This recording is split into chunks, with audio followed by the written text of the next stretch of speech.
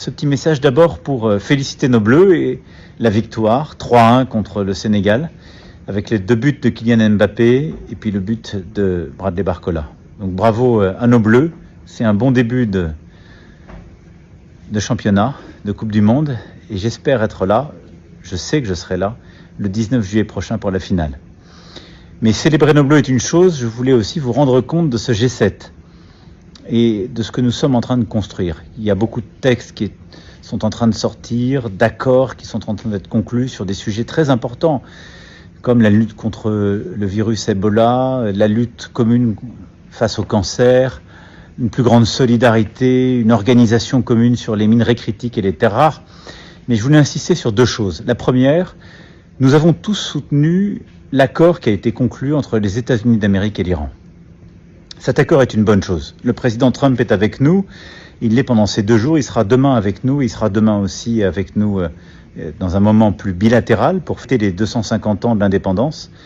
Mais cet accord va permettre de recréer la stabilité dans la région, de réouvrir le détroit d'Ormuz, de permettre la paix au Liban et le travail des forces armées libanaises, des forces internationales qui les soutiennent pour retrouver le monopole des armes. Et cet accord va aussi permettre de réduire la tension, de baisser les prix du pétrole, du gaz, des engrais. Et donc, nous avons soutenu cet accord durant ce G7, mais aussi décidé de plusieurs choses très concrètes pour qu'il soit mis en œuvre et pour réduire nos dépendances au détroit d'Ormuz. L'autre grand accord de ce G7, c'est le soutien à l'Ukraine.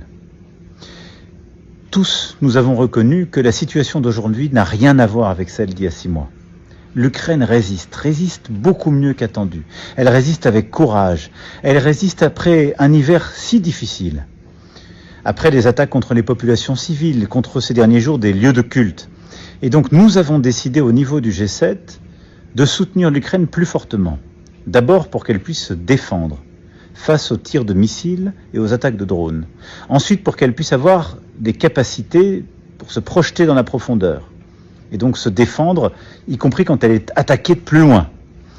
Et pour qu'elle puisse protéger son énergie à Kiev et ailleurs, donc ses infrastructures énergétiques.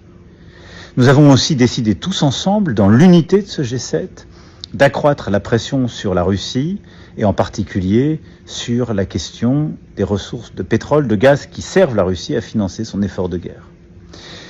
Et donc ce G7 est un moment, je crois pouvoir le dire, de réveil stratégique où tous ensemble, États-Unis, Japon,